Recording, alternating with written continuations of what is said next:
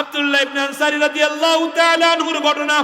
সাহাবায়ে আজমাইন রাসূল করিম সাল্লাল্লাহু আলাইহি সাল্লামের কাছে বললেন, ইয়া রাসূলুল্লাহ, ইয়া হাবিবাল্লাহ, বড় দুঃখের বিষয় হইল আপনার একজন সাহাবী দেখতেছি ইদানিং সবার পরে মসজিদে আসে, কিন্তু মসজিদ থেকে যখন বের হয়ে যায় সবার আগে তিনি মসজিদ থেকে বের হয়ে যায়।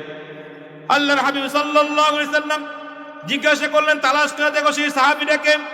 রাসূল তালাশ করতে করতে যে দেখে এই সাহাবীটা আর কেউ নয়, সেটা হলো আমার সাহাবী আব্দুল্লাহ আনসারী রাদিয়াল্লাহু তাআলা আনহু।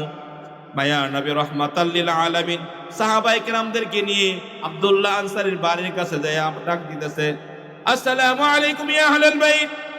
তিনবার আল্লাহর পয়গম্বর আব্দুল্লাহ আনসারীর ঘরের সামনে যাইয়া সালাম দেয়, কিন্তু তিনবারই কোনো সালামের জবাব আসে না। মায়া নবী রাহমাতাল লিল আলামিন যখন ফিরিয়া যাইতেছিল, যাইতে যাইতে যাইতে যাইতে হঠাৎ পিছন থেকে কে যেন মায়া নবী রাহমাতাল লিল আলামিনের কাছাকাছি আইসা বলতেছে, ওয়া আলাইকুম সালাম ইয়া রাসূলুল্লাহ, ওয়া আলাইকুম সালাম ইয়া হাবিবাল্লাহ, ওয়া আলাইকুম সালাম ইয়া রাহমাতাল লিল আলামিন।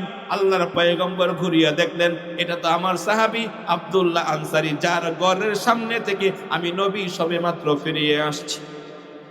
মায়া নবী রাহমাতাল লিল আলামিন আব্দুল্লাহ আনসারীকে ডাকতে বলতেছে, আরে আব্দুল্লাহ, তুমি যখন তিনবার ওয়া আলাইকুম সালাম বলছো, তার মানে তুমি ঘরের মধ্যেই ছিলা। আমি তোমাকে তিনবার সালাম দিয়েছি, সালামের উত্তর দাও নাই। যেহেতু তুমি এখন আইসা তিনবার সালামের জবাব দিয়েছো, আর বুঝতে বাকি নাই নিশ্চয়ই তুমি ঘরের ভিতরে ছিলা। কেন তুমি সালামের জবাব দিলা না? ঘরের দরজা খুলিয়া কেন আমাকে ঘরের মধ্যে নিলা না? আব্দুল্লাহ ডাক দিয়ে বলে, ইয়া রাসূলুল্লাহ, ইয়া হাবিবাল্লাহ, রব্বে কাবার কসম করে বলি, হ্যাঁ হ্যাঁ আমি ঘরের মধ্যেই ছিলাম, কিন্তু আপনাকে সালামের জবাব দিয়া ঘরে আনবো এই পরিস্থিতির মধ্যে আমি ছিলাম না। মায়া নবী ডাক দিয়া কয়, এ আব্দুল্লাহ কথা পেছায়ও না, কি বলবা সোজা সাপটা বলো। আব্দুল্লাহ ডাক দিয়া কয়, ইয়া রাসূলুল্লাহ, ইয়া হাবিবাল্লাহ, আপনি যখন আমাকে আমার ঘরে যেয়ে সালাম দিয়েছেন, ওগো আল্লাহর নবী কেমনে বলি? না বললেও তো আপনি বুঝবেন না। ঘরের মধ্যে আমি আর আমার বিবি ছিলাম, আমাদের একটাই মাত্র চাদর। মসজিদে গিয়ে নামাজ পড়তে গেলে আমি আমার বিবির গা থেকে চাদরটা খুইলা নিয়ে মসজিদে যাই। ঘরের ভিতরে গর্ত করছি, ওই গর্তের মধ্যে আমার বিবির রাইখা যাই। কিন্তু যেই মাত্র আপনি আমার ঘরের সামনে আইসা সালাম দিয়েছেন, ওই সময় আমার বিবি নামাজে দাঁড়াইছে, আমি উলঙ্গ হয়ে গর্তের মধ্যে ছিলাম। এমন পরিস্থিতির কারণে রাসূল বেয়াদবি মাফ করবেন, আমি আপনার সালামের জবাব দিতে পারি নাই। ও হরিপুরের মুসলমান, এই ঘটনাটা শুনে দিলটারে নরম কইরা একটাবার আল্লাহরে খুশি করার জন্য বলা যাবে নি আল্লাহু আকবার। হরিপুরের মুসলমান, মায়ার নবী চোখের পানিগুলো ছেড়ে দিয়ে কান্না করে করে আব্দুল্লাহ আনসারীর বাড়িটা ঘুরে আসছে। আব্দুল্লাহ আনসারীর সঙ্গে কথা বলে বলে মায়ার নবী মদিনার মসজিদের মধ্যে বসে আছে। মায়ার নবী চোখের মধ্যে পানি। মদিনার মসজিদে আবু বকর আয়েশা থেকে মায়ার নবী কান্না করে। জিজ্ঞাসা করে, ইয়া রাসূলুল্লাহ, আপনি কেন কান্না করেন? মায়ার নবী কোনো জবাব দেয় না। ওমর আয়েশা বলে, মায়ার নবী জবাব দেয় না। আলী আসে, জবাব দেয় না। মায়া নবী রাহমাতাল লিল আলামিন যখন দেখলেন মদিনার মসজিদের মধ্যে মসজিদের গেট দিয়া ওসমান গনি রাদিয়াল্লাহু তাআলা আনহু প্রবেশ করতেছে, মায়ার নবী বসা থেকে দাঁড়িয়ে বলতেছে, এর ওসমান দেরি কেন করলা? আমি নবী তো তোমার জন্যই বসে আছি। ইয়া রাসূলুল্লাহ, ইয়া হাবিবাল্লাহ, আপনি আমার জন্য বসে আছেন, ঘটনা কি? এ উসমান, খবর পাইছনি? আমার সাহাবী আব্দুল্লাহ আনসারী একটা মাত্র কাপড়, তোমরা সবে মিলে আব্দুল্লাহ আনসারীর নামে রিপোর্ট দিয়েছিলা, সবার পরে আসে, সবার আগে নামাজ সাইরা বাড়িতে চইলা যায়, খবর নাই। আমার খলিজার সাহাবীর ঘরের মধ্যে একটা মাত্র কাপড়, এই একটা কাপড় পাওয়ার পরেও একটা কাপড়ের অজুহাত দেখায়া নামাজ সাইরা দেয় নাই। এক কাপড় পরিধান করিয়া স্বামী মসজিদে নামাজ পড়ে, বিবি ঘরের মধ্যে নামাজ পড়ে। আল্লাহু আকবার। এ উসমান, যা যা আমার সাহাবী আব্দুল্লাহ আনসারীকে তুই কাপড়ের ব্যবস্থা করে দে। আরো একটা ঘটনা, কি ঘটনা, আমি যখন আব্দুল্লাহ আনসারীর বাড়ি কইরে আসতেছিলাম, আমি দেখলাম তার দুইটা সন্তানের হাতের মধ্যে রশি দিয়ে বাঁধা। আমি সন্তানদেরকে জিজ্ঞাসা করলাম, তোমরা কারা, তোমাদেরকে রশি দিয়ে বেঁধে কেন রাখছে? বলতেছে, আমাদের বাড়ির সামনে ইহুদির একটা খেজুর গাছ, এই গাছ থেকে খেজুর পরে আমরা দুই ভাই টোকায় খেয়ে ফেলি, এই জন্য বাবা হাত বেঁধে রাখছে। কেন বেঁধে রাখছে? আমরা ইহুদির ওই খেজুর যেন খেতে না পারি। খাইলে কি হবে? আমার আব্বা জান আমাদেরকে জানায় দেয়, যদি তোমরা ইহুদির এই গাছের খেজুর টোকায় তোমরা খাও, আমি বাবা মারা গেলে তোমরা দোয়া করলে কিন্তু বাবার জন্য দোয়া কবুল হবে না। ঠিক কিনা? আল্লাহর পয়গম্বর পাগল হয়ে গিয়েছে। এ উসমান, যা যা ইহুদির খেজুর গাছটা ক্রয় করিয়া আব্দুল্লাহ আনসারীর হাতের মধ্যে তুইলা দে। উসমান গনি রাদিয়াল্লাহু তাআলা আনহু দৌড়াইয়া যাইয়া ইহুদির বাড়ির কাছে যায়, বলতেছে, ও ইহুদি, তোমার গাছটা বিক্রি করবানি? কয়, ভালো দাম পাইলে বিক্রি করব। কয়, তুমি কি দাম চাও? এই গাছটা আমার লাগবেই। ওই ইহুদি যখন দেখলো উসমান গনি খেজুর গাছটার জন্য পাগল, সে চিন্তা করলো ভালো একটা দাম চামো। কি দাম? আমাকে 100 খেজুর গাছ দিবা এর একটা গাছের বদলায়, তাহলে গাছ বিক্রি করব। ওসমান ডাক দিয়া কয়, এই ইহুদি, শুধুমাত্র 100টা খেজুরের গাছ চাইলি? আমার মায়ার নবী আমার পাঠাইছে এই গাছ ক্রয় করার জন্য। তুই যদি 1000টা খেজুর গাছও চাইতি, আমি ওসমান 1000টা খেজুর গাছের বিনিময়ে হইলেও তোর এই গাছ আমি ক্রয় করতাম। दुनिया के सदाकत में तेरा नाम रहेगा, दुनिया की सदाकत में तेरा नाम रहेगा, सिद्दीक तेरा नाम से इस्लाम रहेगा, दुनिया की सखावत में तेरा नाम रहेगा, उस्मान तेरा नाम से इस्लाम रहेगा। ठीक ना? 5 ওয়াক্ত নামাজ জামাতে পড়বো তো ইনশাআল্লাহ। নামাজ কি সারা যাবে কোনোদিন? নামাজ ছাড়া কোনো উপায় আসেনি। নামাজ পড়লে কে খুশি হয়? রিজিকের দরজা কে খুলে দেয়? পেরেশানি মুক্ত কে করে দেয়? আল্লাহ বলেন, যে ব্যক্তি 5 ওয়াক্ত নামাজ পড়বে, ওই কঠিন মুসিবতের দিন আল্লাহ তাআলা ডান হাতে আমল নামা দিয়ে তোমার জান্নাতি বানায় দিবে। আল্লাহ বলেন, ওই পুলসেরেদের পুল যাকে বলা হয় হীরা চাইতেও বেশি ধার, চুলের চাইতে চিকন, যে ব্যক্তি 5 ওয়াক্ত নামাজ পড়বে, আল্লাহর হাবিব বলেন বিজলির আকারের চাইতেও অতি দ্রুত আল্লাহ নামাজীদেরকে পার করে দিবে।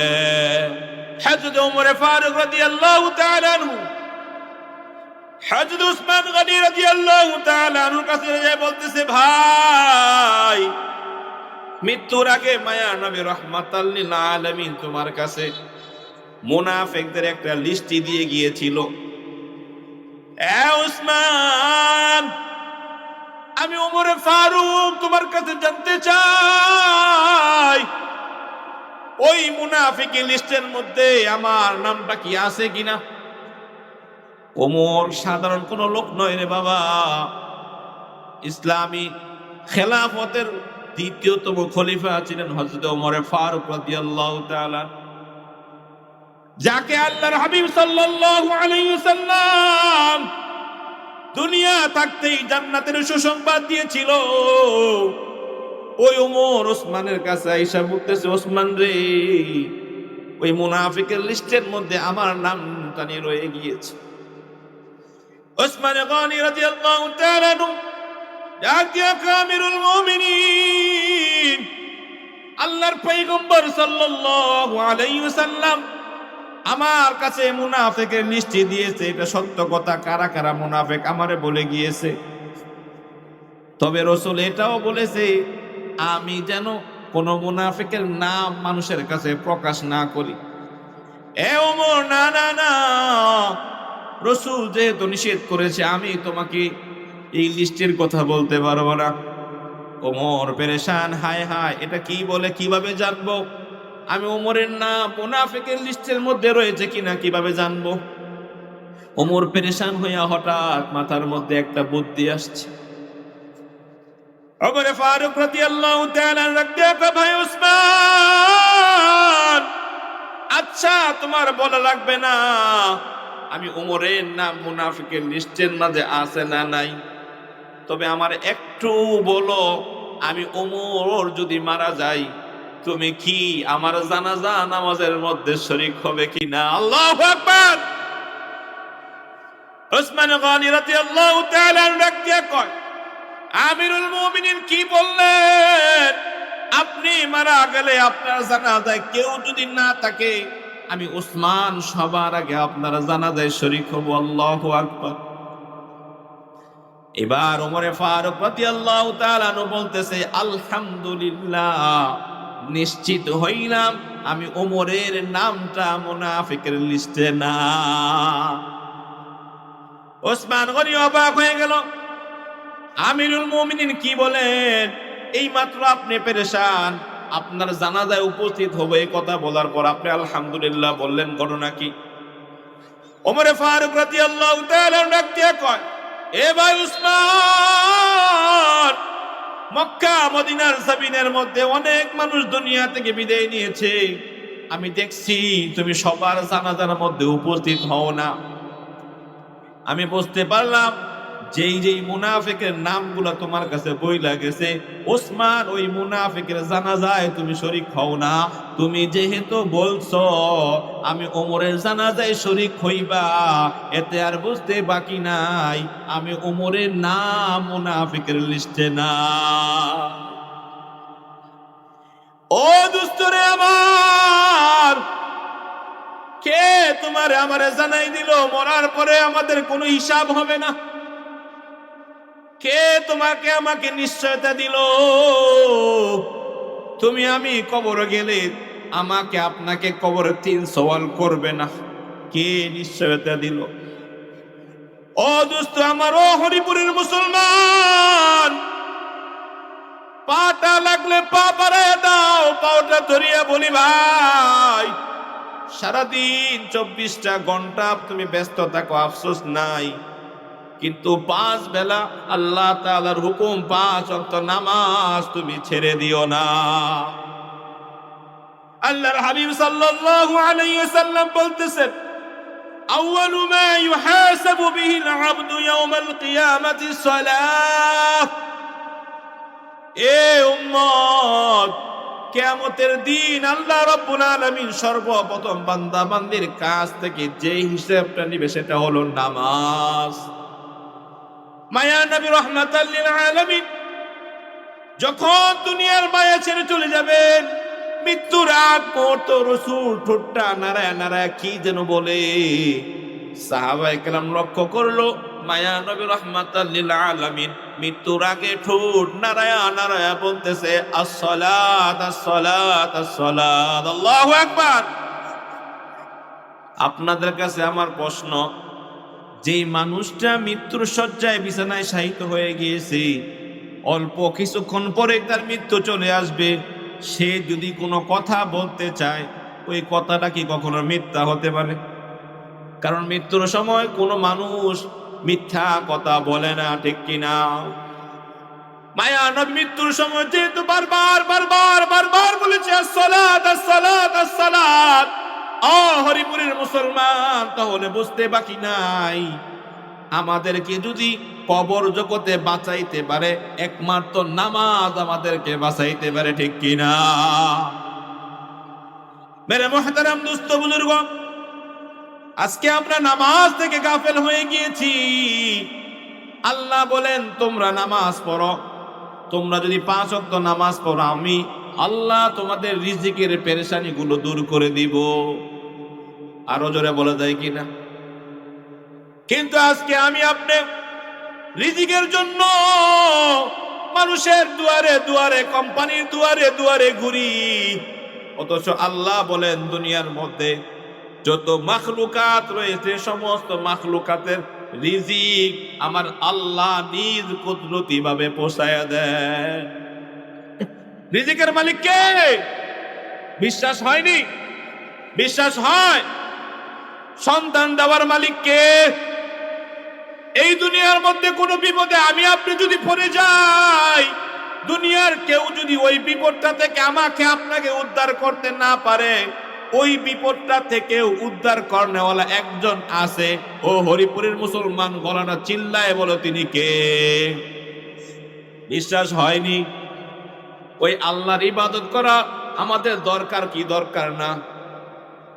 ও দোস্ত আদাব, সাহাবায়ে কেরাম নামাজ পড়তে পড়তে তাদের পা ফুলায় ফেলছে। সাহাবায়ে কেরাম যতই বিপদে থাকো, যখনই কোনো বিপদের সম্মুখীন হয়ে যাইতো, দৌড়াইয়া আগে মসজিদে যাইয়া নামাজে দাঁড়াইয়া যাইতো। কারণ সাহাবায়ে কেরাম রসুলের জবান থেকে শুনছে, জানছে সমস্ত বিপদের সম্মুখীন যদি আমরা হয়ে যাই, সমস্ত বিপদ থেকে উদ্ধার করনেওয়ালা একজন আছে। তিনি কে? আমার আল্লাহ রাব্বুল আলামিন বলতেছেন, ইয়া আইয়ুহাল্লাযীনা আমানুস্তাঈনু বিস-সাবরি ওয়াস-সালাহ। আমার আল্লাহ রাব্বুল আলামিন বলতেছেন, হে বান্দা বান্দিরা, হে আমার ইমানদার বান্দা বান্দিরা, যদি তোমাদের কোনো সাহায্যের প্রয়োজন হয়, আমানুস্তাঈনু বিস-সাবরি ওয়াস-সালাহ, দুইটা জিনিসের মাধ্যমে তোমরা আমার আল্লাহ তাআলার কাছে সাহায্য চাইবা। এক নম্বর হইল, যখন এই বিপদ আসবে ঘাবড়ায় যেও না, যখন এই বিপদে পড়বা ঘাবড়ায় যেও না, পেরেশানি হইও না, ধৈর্য ধারণ করো, ধৈর্য ধারণ করো। আর আমি আল্লাহ তাআলার সামনে দাঁড়ায়া দাঁড়ায়া নামাজে দাঁড়ায়া যাও। মেরাজের রজনীতে আল্লাহর হাবিব সাল্লাল্লাহু আলাইহি ওয়াসাল্লাম 7 আসমান ভেদ করে সিদরাতুল মুনতাহা পার হয়ে আল্লাহর বাড়িতে যখন বসা ছিল, আমার আপনার নবী আমাদের জন্য কত মায়ার নবী। নবী ওই দিন আল্লাহ তাআলাকে বলতেছে, আয় আল্লাহ, আমি না আপনার বাড়ি আসলাম, আমার উম্মত তো আপনার বাড়ি আসতে পারি নাই। ওগো আল্লাহ, আপনার কাছে আমার একটা চাওয়া, আমি নবী তো আপনার বাড়ি আসলাম, আপনার বাড়ি দেখলাম, আপনাকেও দেখলাম, কিন্তু আমার উম্মত তো আপনাকে দেখতে পারলো না। আমি নবী আপনার মেরাজ করলাম, আমার উম্মতের মেরাজ কি হবে? ওই দিন আল্লাহ রাব্বুল আলামিন হাবিবের মধ্যে যখন উম্মতের মায়া দেখলো, মুহাব্বত দেখলো, আমার আপনার নবীকে আল্লাহ রাব্বুল আলামিন সান্ত্বনা দিয়ে বলতেছে, এ হাবিব, আমি আল্লাহ আপনাকে ভালোবাসি, কারণ আমি আল্লাহর ওয়াদা ছিল যারা আপনাকে ভালোবাসবে আমিও তাদেরকে ভালোবাসবো। ও আমার দোস্ত, ও আমার হাবিব, আপনাকে আমার বাড়িতে দাওয়াত করে নিয়ে আসছি। আমার বাড়িতে আইসা আপনি আমারে দেখছেন, আমার বাড়ি দেখছেন, আমার চেয়ার দেখছেন, আমার সিংহাসন দেখছেন। ও বন্ধু শোনো, সমস্ত পয়গম্বররা আমি আল্লাহর পাগল ছিল, আমি আল্লাহ না তোমার পাগল। আরো জোরে বলা যাবে না সুবহানাল্লাহ? বন্ধু চিন্তা করিও না, এই যে তোমার কাছে তোমার উম্মতের হাদিয়া 50 ওয়াক্ত নামাজ থেকে 5 ওয়াক্ত নামাজ আমি আল্লাহ তোমাকে দিয়ে দিলাম। ঘোষণা করলাম, তোমার উম্মত যদি 5 ওয়াক্ত নামাজ পড়ে, আমি আল্লাহ 5 ওয়াক্ত নয় 50 ওয়াক্ত নামাজের সওয়াব তোমার উম্মতের দিয়ে দিব। শুধু তাই নয় রে বন্ধু, বন্ধুর বাড়িতে আসছো, তোমাকে আরো একটা সুসংবাদ দিয়ে দেই।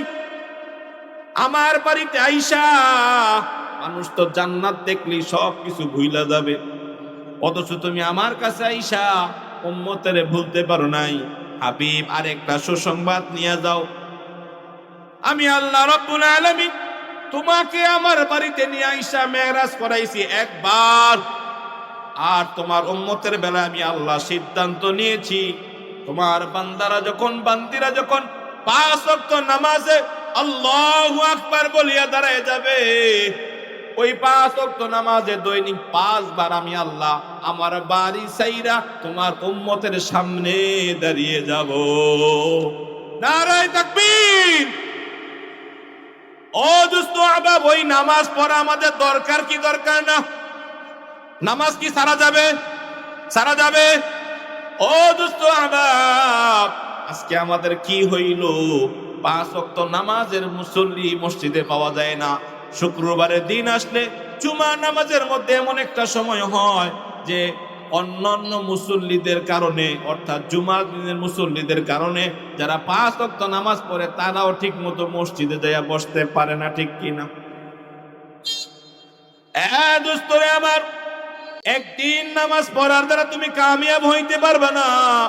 ওই দিন আল্লাহর কাঠ করে যখন নামাজের হিসাব চাওয়া হবে, তুমি আমি কিন্তু ওই দিন আল্লাহর কাঠ করার মধ্যে ফেসে যাবো রে মুসলমান। ও মুসলমান, হাতে দরিয়া কই, পায়ে দরিয়া কই, সারাটা দিন তোমার যা মনে চায় তুমি তা কোনো আফসোস নাই। তবে একটা কথা হরিপুরের মুসলমান বলে যাই, 5 ওয়াক্ত নামাজে 5 বার আল্লাহর সামনে দাঁড়াতে পারবো তো ইনশাআল্লাহ?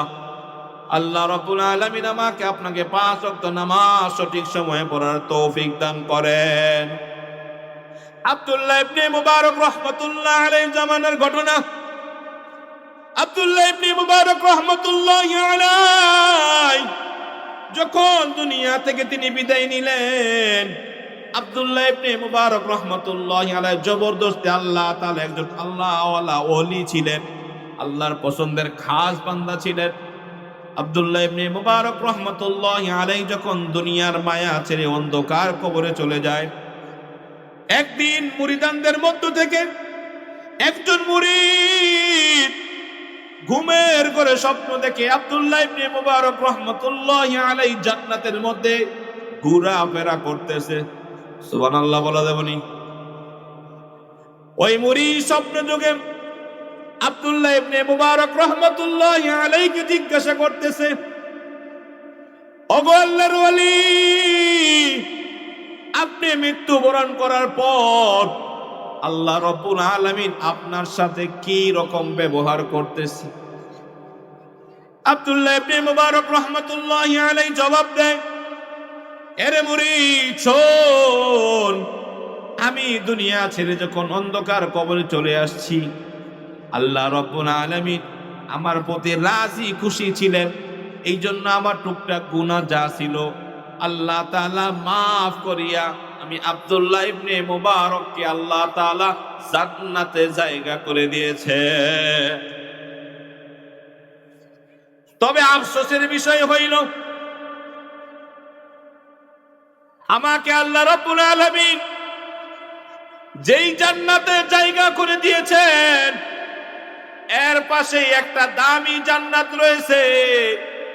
ওই জান্নাতের মাঝে আমার বাড়ির সামনে একজন কামার ছিল, লোহা পিটাইতো। আল্লাহ রাব্বুল আলামিন আমার চাইতে দামি জান্নাতটা ওই কামার ওয়ালারে দিয়েছে। মুরিদের যখন ঘুম ভেঙে যায়, মুরিদ খোঁজ দিয়া আব্দুল্লাহ ইবনে মুবারক রাহমাতুল্লাহি আলাইহির বাড়ির পাশে যে কামারের বাড়ি তালাশ করতে করতে ওই কামার ওয়ালার বাড়ির ঘরের সামনে যাইয়া ডাক দেয়, বাড়িতে কেউ আছেন কিনা? সালাম দেয়। ভিতর থেকে মহিলা আওয়াজ দেয়। মহিলাকে জিজ্ঞাসা করা হইতেছে, এটা কি ওই যে কামার কিছুদিন আগে মারা গেছে ওই কামার ওয়ালার বাড়ি কিনা? মহিলা জবাব দেয়, হ্যাঁ, আমার স্বামী কামার ছিল। ঘটনা কি? আমার স্বামীকে তালাশ করতে কেন আসলেন? এবার আল্লাহর ওয়ালির মুরিদ বলতেছে, আচ্ছা বলো তো দেখি, তোমার স্বামীর এমন কোন ভালো কোন গুণ রয়েছে কিনা যে গুণটা আল্লাহ তাআলার কাছে অনেক পছন্দনীয় হইতে পারে? মহিলা ডাক দিয়ে বলে, আমার স্বামী একজন কামার মানুষ, সারাদিন লোহা পিটায়, অনেক রাত্র পর্যন্ত লোহা পিটায়। আমার স্বামীর তেমন কোনো ভালো আমল নাই। তবে আমার স্বামীর 2টা আমলের কথা আপনার কাছে বলি। একটা হইল, আমার স্বামী যখন বিভিন্ন ধরনের চাকু ছুরি বানাইতো, লোহা পিটাইতেছে, যখনই মসজিদের মাইকে এলান হয়ে গিয়েছে আল্লাহু আকবার, আল্লাহু আকবার, আমার স্বামী ওই মাথার উপরে তোলা হামারটা আর সামনের দিকে আনে নাই। আল্লাহু আকবারের শব্দ শোনার সঙ্গে সঙ্গে হাত থেকে ওই হামার ছেড়ে দিয়েছে, পিছনে পড়ে গিয়েছে। আমার স্বামী দৌড়াইয়া আল্লাহর ঘরে গিয়ে নামাজে দাঁড়িয়ে গিয়েছে। আমার স্বামীর কাছে যদি কোনো কাস্টমার আসতো, একটা ছুরি নিত বা কোনো একটা লোহার জিনিস নিত, যদি জিনিসটা 1000 টাকা দামও হইতো, টাকা লেনদেন করতেছে, হাতের মধ্যে 1000 টাকার নোট দিয়েছে, যদি মসজিদের মাইকে আজান হয়ে যেত, আমার স্বামী 1000 টাকার দিকে লোভ না করিয়া টাকাটা সঙ্গে সঙ্গে ওই মালিকের হাতে দিয়া বলতেছে, নামাজের পরে আসেন, না হলে আপনার কাছে এই 1000 টাকা নোটের আমার মালিকের নামাজের কাছে কোনো মূল্য না। 2 নম্বর আমার স্বামীর আমল হইল, আমাদের বাড়ির পাশে এ জামানার ওলি ছিল আব্দুল্লাহ ইবনে মুবারক রাহমাতুল্লাহি আলাইহি। আমার স্বামী যখন রাত্রেবেলা লোহা পিটাইতো, কাজ করতো, ওই কাজ করার সময় আমার স্বামী লক্ষ্য করতো আব্দুল্লাহ ইবনে মুবারক রাহমাতুল্লাহি আলাইহি বাড়ির ছাদের মধ্যে উঠিয়া সারা রাত্র তাহাজ্জুদের নামাজ পড়তো, জবান দিয়া আল্লাহ পাকের জিকির করতো। আমার স্বামী এইগুলা দেখতো, কাজ করতো, আর চোখের পানিগুলো ফলাই। আমার স্বামী কাজ করে আর চোখের পানি ফলাইয়া ফলাইয়া আকাশের মালিকের দিকে ডাক দিয়া কয়, আল্লাহ, বানাইছো গরিব ঘরের সন্তান, কাজ না করলে পেটের মধ্যে খাবার জুটে না। আমার পাশের বাড়ি আমার ভাই আব্দুল্লাহ ইবনে মুবারক রাহমাতুল্লাহি আলাইহি সারা রাত দাঁড়ায়া দাঁড়ায়া নামাজ পড়ে, গো আল্লাহ, আজকে আমারও যদি সুযোগ থাকতো আমিও তো দাঁড়ায়া দাঁড়ায়া মালিক তোমার সঙ্গে নামাজের কথা বলতাম। আল্লাহু আকবার। আমিও তো তাহাজ্জুদের নামাজে দাঁড়ায়া যাইতাম, কিন্তু সম্ভব হয় না গো আল্লাহ। আমার স্বামী আকাশের দিকে তাকায় তাকায় মালিকের লগে কথা বলতো আর আফসোস করতো, আয় আল্লাহ, আপনি যদি আমার টাকাওয়ালা বানাইতেন, আমিও আমার ভাই আব্দুল্লাহ ইবনে মুবারক রাহমাতুল্লাহি আলাইহির মতো নামাজ পড়তাম, জিকির করতাম, তোমার কুদরতি পায়ে সেজদায় পড়ে থাকতাম। মুরিদ এবার ডাক দেয়া কয়, এ মা, আর বলা লাগবে না, আমি বুঝতে পারছি তোমার স্বামীকে আল্লাহ রাব্বুল আলামিন জামানার ওলি আব্দুল্লাহ ইবনে মুবারক রাহমাতুল্লাহি আলাইহির চাইতেও দামি জান্নাত কেন দিয়েছে, এখন আর আমার বুঝতে বাকি নাই। তোমার স্বামী যে আল্লাহ তাআলার ইবাদত বندگی করার জন্য আফসোস করত, হায় হুতাশ করত, এই আফসোসটা আমার মালিকের কাছে কবুল হয়ে গিয়েছে। আল্লাহু আকবার। আমার মালিক খুশি হইয়া তোমার স্বামীকে জামানার ওলির চাইতেও দামি জান্নাত দিয়া আল্লাহ তোমার স্বামীকে খুশি করে দিয়েছে। আল্লাহু আকবার।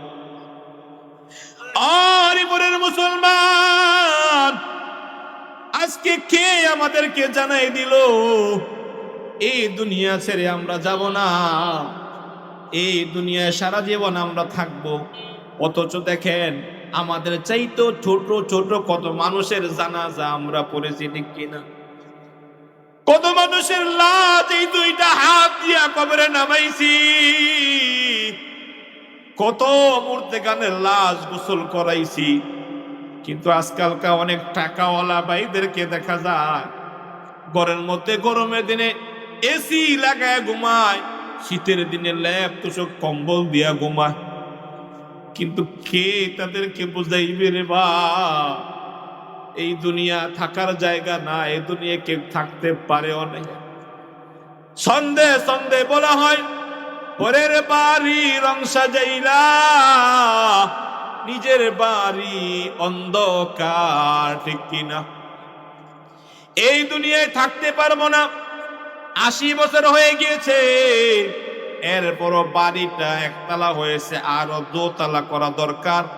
80 বছরের বুড়াও এই দুনিয়ায় থাকার জন্য চিন্তা করে, ঠিক কিনা?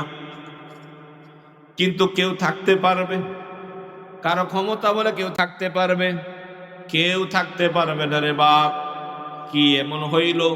কে আমাদেরকে জানাই দিল মরার পরে হিসাব হবে না? রসুল যা বলে ওই কথা কোনোদিন মিথ্যা হতে পারে? রসুল কখনো মিথ্যা কথা বলছে? দুনিয়ার মধ্যে একজন মানুষ এমন যার চরিত্রের মাঝে কোনো কলঙ্ক নাই, ঠিক কিনা? ও দুস্তরে আমার, আল্লাহর হাবিব সাল্লাল্লাহু আলাইহি ওয়াসাল্লাম একবার সাহাবায়ে কেরামদেরকে তিনি পূর্বে যুগের একটা ঘটনা শোনাইতেছেন। এক বাবা মৃত্যুর আগে তাদের সন্তানদেরকে ডাইকা ডাইকা বলতেছে, এই আমার সন্তানেরা, মৃত্যুর আগে তোমাদের কাছে আমি ওসিয়ত করে যাই, আমি যখন মারা যাব তোমরা আমার লাশটাকে মাটিতে দাফন করিও না, তোমরা আমার লাশটাকে আগুনে পুইরা ছাই বানায়ো। ছেলেরা বলে, বাবা এটা কোনোদিন সম্ভব না, আপনি কি কথা বলতেছেন, এটা কোনোভাবেই সম্ভব না। এবার বাবা বলতেছে, সন্তানেরা, মৃত্যুর আগে বাবা হিসেবে তোমাদের কাছে ওসিয়ত করে যাইতেছি, কথা দাও আমার কথাটা তোমরা রাখবা।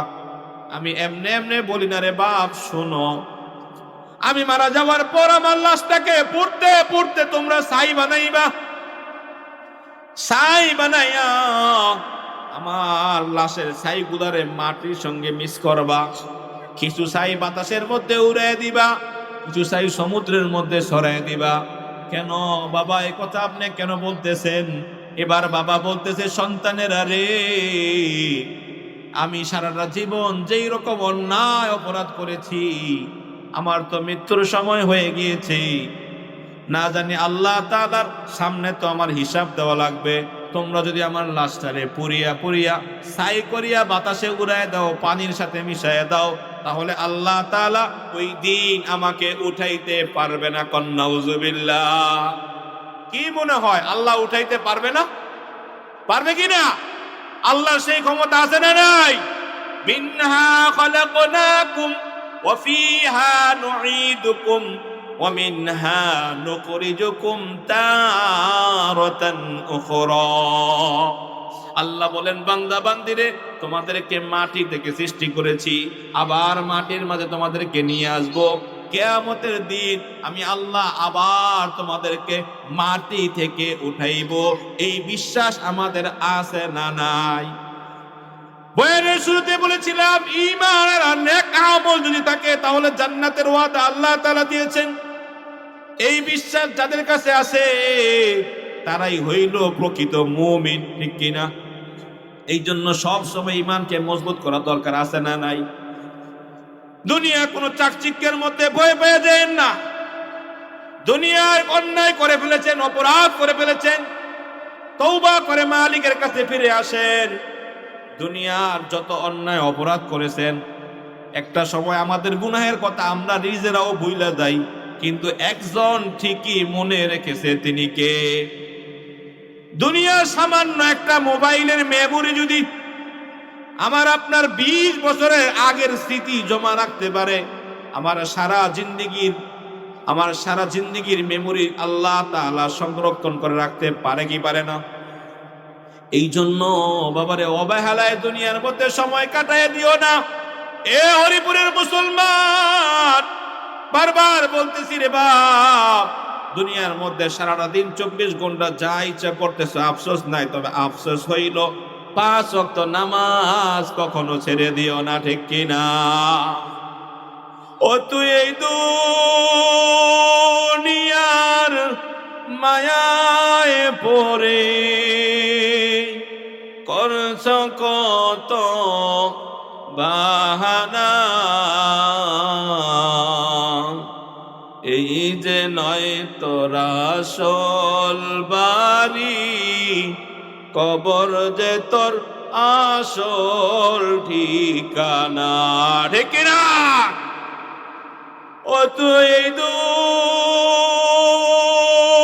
দুনিয়ার মায়ায় পড়ে